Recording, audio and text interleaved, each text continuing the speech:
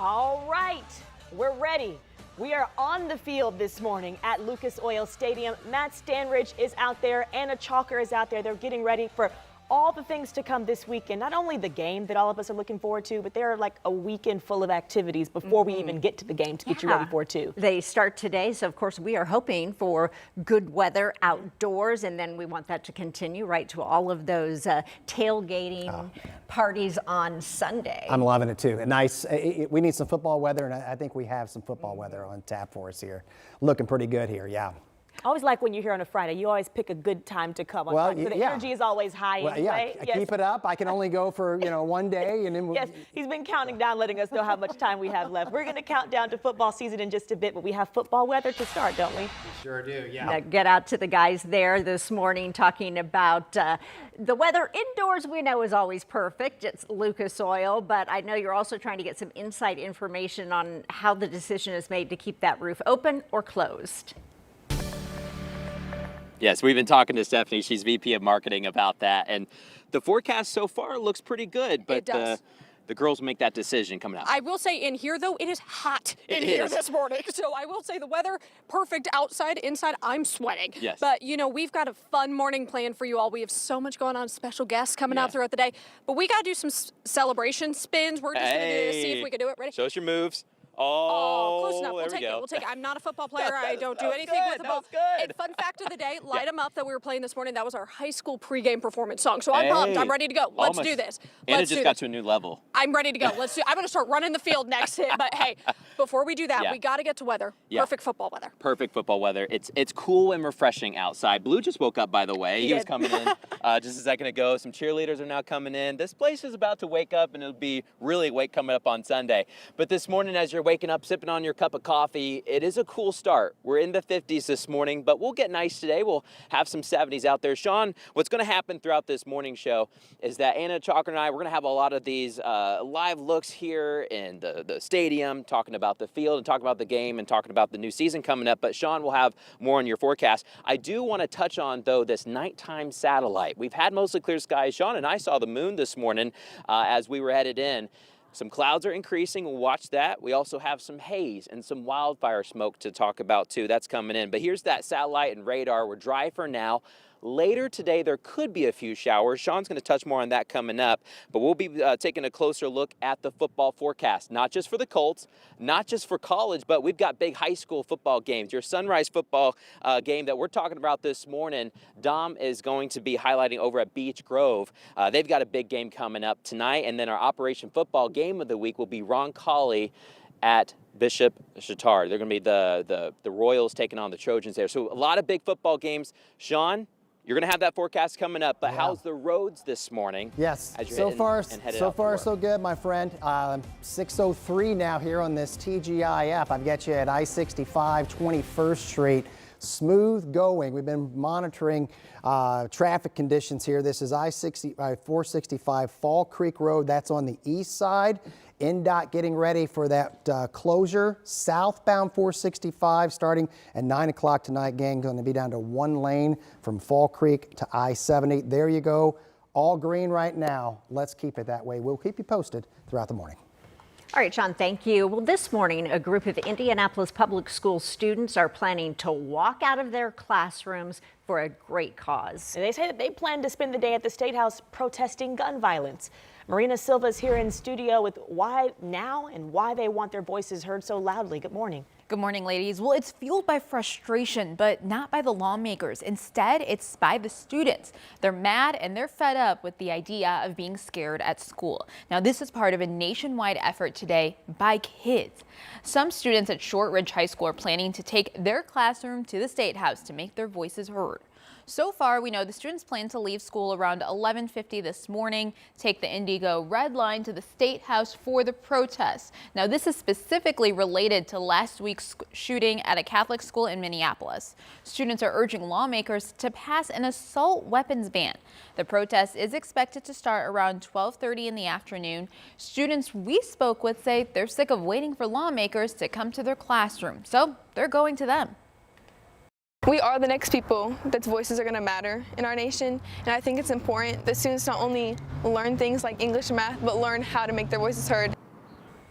So students did have to get permission slips from their parents before they could leave school. Okay, so with it being permission slips, is this like a field trip or something that the school is promoting? So the school is not sponsoring this event, but they're also not telling them no. So it'll be an excused absence as long as the parents signed those permission slips. So. And I hope they all did, because what a great voice to hear from in this topic. Is these kids, and they're saying dozens of students, and it's going to be more from Shortridge. It could even be students from other schools that are just all going to join in. Marina, thank you. Appreciate that. Well, this morning, homicide detectives are investigating a deadly crash that happened on the city's east side. So this was the aftermath around 7 last night on East 37th Place near 38th and Post. Police say they found a man there with traumatic injuries who later died at the hospital. Now, initially, IMPD reported this as a shooting, but later retracted that statement. So right now, the Marion County Coroner's Office is still trying to determine an exact cause of death. State leaders announced some major funding cuts that impact childcare. Coming at such a bad time, too, right at the beginning of the year. So childcare providers will now get lower reimbursement rates for the kids enrolled through a state voucher program. So the program helps low-income families pay for childcare by making it more available, but especially more affordable. So the latest round of cuts include a 10% decrease for infants and toddlers, 15% decrease for preschoolers, and then you see that 35%, the biggest one, for school-aged children. The Indiana Family and Social Services Administration, or FSSA, says the cuts are necessary to close a $225 million funding gap. State Democratic leaders criticized those cuts, saying in part, this isn't just bad policy, it's a direct hit to the families doing everything right. 13 News has reached out to state Republican leaders and the FSSA for comment, but haven't heard back.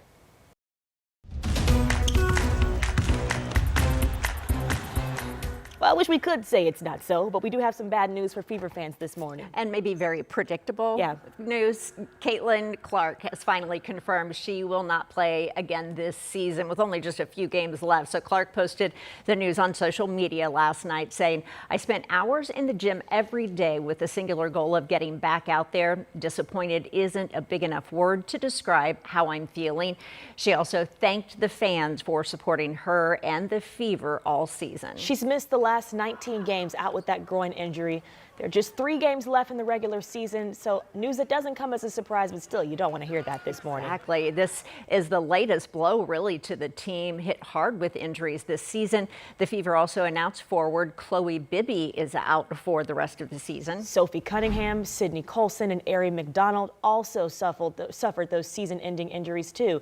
McDonald and Bibby were both brought in to account for injuries earlier in the year, and they ended up injured themselves. All right, so Thursday, the Fever signed guard Bree Hall to a rest-of-season hardship contract. So in all, the Fever have assigned 7 players to emergency hardship contracts in just the last 4 months. That's got to be a record, I would think. Yeah, something like that, or very close to one. We know the Fever are still in that postseason hunt, though. They are currently the 8th seed. It's really tight. Yes. Because only 8 teams actually make the playoffs, so we'll be watching very closely and cheering them on. The Fever's path to the playoffs. We'll have more on information here on air and also following this online and streaming as well. Yeah, and love how the fans have still supported this team, even with Caitlin on the bench for the remainder of the time here. So the Fever have a must-win game, so that is tonight as they host the Chicago Sky. Tip for this one is at 7:30.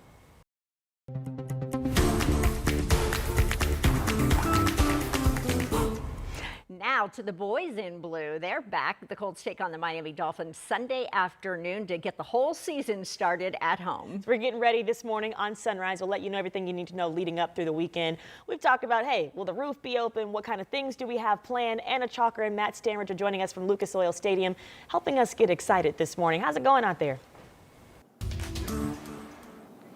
Oh, ladies, it is great out here this morning. The energy is high. We've got until Sunday, but we're ready to go because there's a full weekend ahead. It all starts with we're going to dye the canal blue because why not? Of course, you may see blue in the canal, so just be warned about that. We've got the Colts 5K on Saturday. That's a big one, too. The kids run as well. Really a big season. You know, really, they've kind of been the talk of the town this NFL season, you know, with the quarterback debate, just all the big things getting us ready for this game. Yes, everyone is looking forward to this game. We beat the Dolphins last year. Close. 16-10. Hey, it counts. It's a win. It's a win. We'll see. And if you know anything about the Colts, we have the week 1 curse. We haven't won a week 1 game since 2013. So I think especially for Daniel Jones, his first time starting with the team, he wants to make sure this is the win. This is the time we make our mark and say, hey, if you've doubted us before, don't doubt us this season. We're ready to go. We're a new team. You've got Tyler Warren, that first-round pick. I mean, there's so much in store for this team this season. And a lot of the fans are looking forward to all the honor that we're going to give to the late, great Jim Irsay as well. We'll talk more on that coming up, too. Yeah, for sure. And, you know, that is a big thing as well. So let's take some video right now to show you, this is what you're going to see this weekend. Blue on a jet ski. So that's normal because that's normal for him. I don't know if it's normal for any other mascot right now, but that's just one of the many things you're going to see this weekend, opening weekend. You've got Touchdown Town as well. We've got some new food inside the concession stand. So really so much in store for you this season alone. Again, we've been talking with Stephanie earlier just about all the activations this time. Everything about Irsay. We've got the patch, we've got the pins, the shirt, the Ring of Honor. So really a big week 1 game. If you didn't get a ticket, you should probably get one and get out here. I think they've got the cup too. Yeah. There's a souvenir cup that you can get when you go to the concession stand too. So there's a lot of different things. We were showing the patch a couple days ago on the jersey. We got the jersey over here. We're going to get that over here, but it's going to be a good game. It is. Fans are ready. Yep, we are. We've got so much more in store for you. We've got some guests coming up at 6:30, so you want to make sure you stay for that one. All right, we're ready for it. Thank you, Anna. Well, President Trump is planning to rebrand the Department of Defense. And the name he wants the government agencies to go back to using.